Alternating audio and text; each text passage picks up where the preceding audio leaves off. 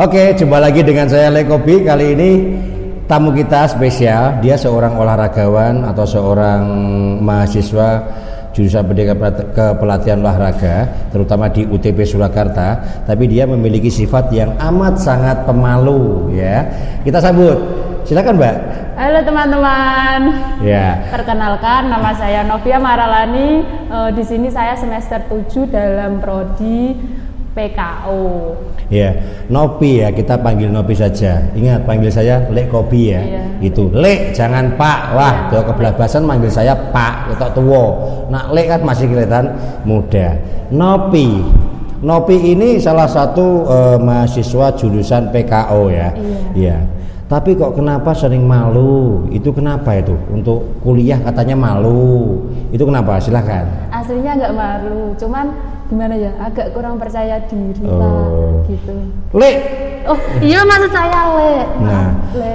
Kenapa kok bisa gak percaya diri itu kenapa? Apa gara-gara apa badannya yang terlalu kurus atau mungkin belum mandi itu gimana? Mungkin pertama gara-gara apa ya, badannya terlalu slim ya Pak. Oh, slim. Ya, terlalu slim. Jadi kalau lihat ya, kalau ngelihat orang tuh jadi agak minder kayak gitu loh Pak. Jadi Lek maksudnya gitu. Jadi untuk yang keduanya mungkin karena saya kan prodi PKO ya. Kemudian cowoknya itu paling banyak. Jadi kayak kurang pede gimana gitu. Jadi ya udah. Jadi memang kalau di prodi PKO itu mayoritas banyak cowok ya, tapi di situ. Tapi kan biasanya kalau banyak cowok, ini Nopi kan dalam satu kelas mungkin termasuk kategori wanita tercantik, nanti kan banyak cowoknya itu. Harusnya pede dong gitu. Tapi kan untuk mata kuliah praktek, apakah Nopi itu juga kadang juga minder atau malu untuk melakukan prakteknya itu? Gimana? Terkadang mungkin di semester awal-awal agak malu, tapi seiring berjalannya waktu sekarang sudah mulai pede karena ternyata mempunyai teman-teman banyak laki-lakinya itu membuat lebih gimana ya, kita lebih menantang gitu loh. Akhirnya ya terbiasa-biasa, akhirnya ya biasa Pak. Jadi ya udah sekarang sudah lumayan pede. Oke. Nah, dijelaskan tadi Nopi itu kan banyak temen laki-laki atau cowok. Itu kan biasanya kan pandangan orang luar kan banyak temen cowok, nanti bagaimana pandangannya kan. Tapi Nopi menyikapi hal itu bagaimana itu tentang pandangan orang luar? Karena mayoritas kan banyak cowoknya tuh di prodi olahraga itu. Ya, tetap membuktikan saja kepada orang-orang yang mungkin kan saya sendiri kos ya Pak. Lek maksudnya. Iya, saya sendiri kan kos. Jadi kadang teman-teman ada yang mampir di kos, entah ngirim makanan, makanan. Iya betul, ngirim makanan gitu Lek. Iya. Banyak artis tuh ya gini ya, dikirim makanan. Iya, kadang ngirim makanan, kadang ngirim pinjam buku. Iya, kayak gitu-gitu. Jadinya kan banyak tetangga yang melihat gimana gitu ya. Tetapi di lain sisi itu saya tetap membuktikan kepada warga setempat dengan cara saya berkontribusi di daerah tempat kos saya seperti itu. Jadi biar ternyata memang saya ini anak olahraga, temennya bener banyak cowoknya, tetapi dia itu bener-bener kuliah dan mencari prestasi dan mencari mencari pengalaman untuk kedepannya lebih baik seperti itu Pak. Lek maksudnya. Oke. Jadi memang begitu pemirsa. Kalau misalkan tingkat kesadaran itu kalau mulai dari diri sendiri, kita menyikapinya bagaimana bersama lingkungan lah ya, itu nanti hasilnya pun juga baik pula. Oke, Nopi ini kan selain menjadi mahasiswa ini juga sebagai atau mahasiswa yang ikut salah satu organisasi BEM ini ya. Nah, apakah di BEM ini juga Nopi ini merasa kesulitan nggak dalam berorganisasi ini? Soalnya dalam BEM UTP ini kan sering melakukan suatu kegiatan yang positif yang berkaitannya itu bisa bermanfaat untuk masyarakat. Itu bagaimana itu? Mungkin di awal-awal saya merasa kesulitan Pak, karena dari SD, SMP, SMA saya cuman ikut organisasinya, nggak yang maksudnya organisasi tingkat SMA ya, masih belum yang dibahas itu masih setara biasa gitu Pak. Sedangkan sekarang kalau di BEM tingkat universitas bahkan itu yang dibahas kan bisa masalah-masalah dari luar atau dari luar.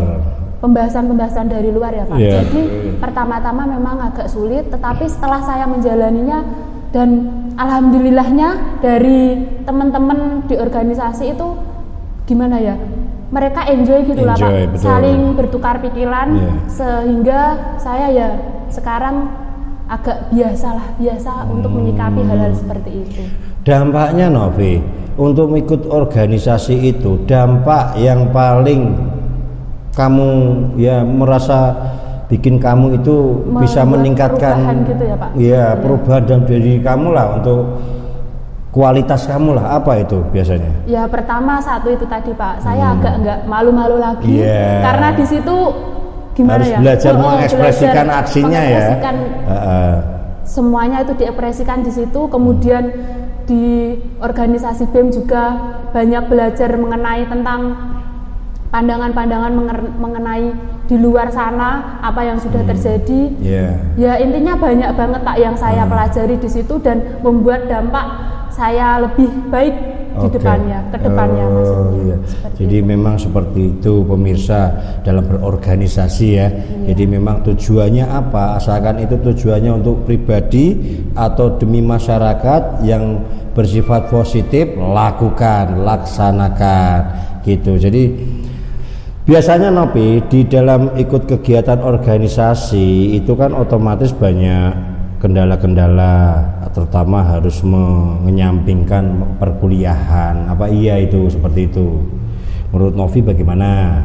Menurut saya enggak sih Pak. Enggak ya. Alhamdulillahnya selama saya mengikuti organisasi BEM dan organisasi-organisasi lainnya, selagi kita bisa mengatur waktu dan bisa mengatur jadwal organisasi serta kuliah, kita nggak bakal tabrakan dan terhalang-halang kayak gitu. Jadi memang itu tergantung pribadi masing-masing ya. Kalau misalkan katanya kan banyak yang bilang ikut organisasi pasti kuliah terbengkalai, ikut ini pasti kuliahnya nanti ketinggalan. Itu kan tergantung masing-masing kan, pribadi masing-masing ya. Malah itu kebalik Pak. Malah kebalik ya.